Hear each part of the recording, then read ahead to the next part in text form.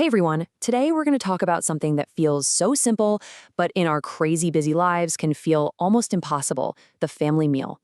But what if I told you that just sitting down to eat together is one of the most powerful, science-backed things you can do to raise healthier, happier, and yeah, even smarter kids? Let's dive in. So here's a wild question for you. We all know that reading to our kids is a huge deal, right? It's drilled into us from day one. But what if there's a daily ritual that's actually more powerful for building up your kids' vocabulary and setting them up for success later on? And this really gets right to the heart of it. Of course, reading stories is amazing, we're not saying stop, but study after study shows that the messy, back and forth, natural conversation that happens at the dinner table is a vocabulary building machine. You know why? It's because the language we use just talking to each other is often way more complex and varied than what you find in a lot of kids' books. Okay, and this is the number that just makes your jaw drop. One study found that little kids learned about 1,000 rare words at the dinner table. Compare that to just 143 from having books read to them. We're talking about words like negotiate or frustrated or community, words that just pop up in real life. That single stat is a total game changer. But as amazing as that brain boost is, that's really just the appetizer. Seriously, for decades, scientists have been digging into the impact of regular family meals, and the evidence is, well, it's overwhelming. It touches pretty much every single part of a kid's development. So let's just run through some of the benefits.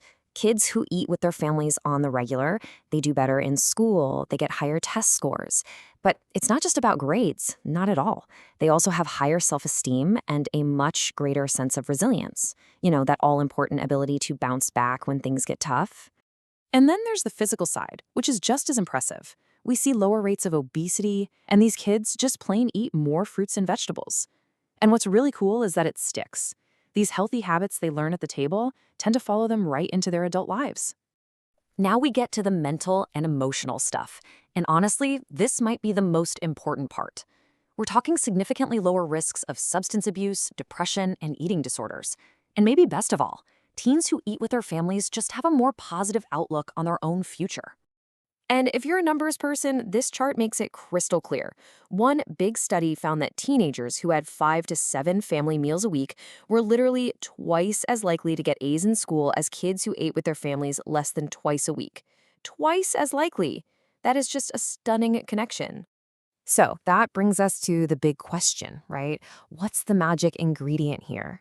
I mean, it's not the green beans, is it? What's actually going on that causes all of these incredible benefits? Here's the key. The family meal isn't just about eating. It's a platform. It's one of the only times left in our crazy modern lives where the whole family just stops and gathers. It's a space where kids get nourished on every single level, not just with food, but with attention, with conversation, and with that feeling that they belong. And this quote just says it all. I mean, think about it. Our lives are so fragmented now. Dinner has become the single most reliable, predictable time in the day for a family to actually check in and connect. And hey, it's not just us parents who feel this way. The kids do too. When researchers asked a whole bunch of teenagers, hey, when are you most likely to actually talk with your parents? What was the number one answer by a mile? At dinner. It's their space too. Okay, but here's our really important catch. It's not just about getting butts in seats. The research is super clear that the atmosphere of the meal, the how, is just as critical as the how often. And this is so fascinating. So research shows that the quantity, just how often you eat together, that's what predicts the food-related stuff, like a better diet and lower obesity risk. But the quality of the meal, a warm, positive, engaged vibe, that's what drives all those amazing psychological benefits, like fewer emotional struggles and better friendships.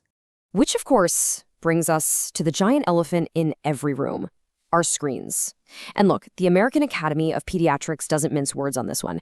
They basically say you have to create screen-free zones, and the dinner table is ground zero. It's about protecting that face-to-face connection that makes all the other magic happen. So now, let's take this a step further. Because the family meal is doing something even deeper than just helping your kids today. It's actively building your family's identity. It's literally where your story gets told. I mean, just think about your own family, right? The recipes that get passed down, the smells from the kitchen during holidays. For so many of us, food is one of the most real, most powerful ways we connect to our family history and our cultural roots. This quote from a person in a study just says it all. Maybe the language starts to fade over generations, so what's left? The food. Making that lasagna or those meatballs becomes the main way you express and hold on to that piece of who you are. It's a living link to the past. And listen to this. This is another incredibly powerful story. For this person, cooking isn't just a chore. It's a vital way of claiming who they are. It's a connection to a part of their heritage that might otherwise feel really far away or even invisible. It's them saying, "This is me." So when you pull back and look at all of this, what's the big takeaway? It's that the simple act of sharing a meal is one of the single most powerful and effective tools that any of us have in our toolkit. I just love this metaphor. It's perfect, isn't it? That daily check-in, that connection, it really is like a seatbelt.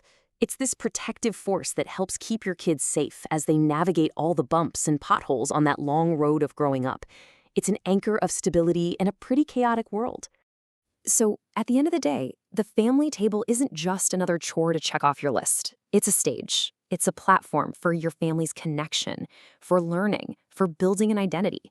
It's where your unique family story gets written, one meal at a time. So the only real question left is, what story are you going to tell?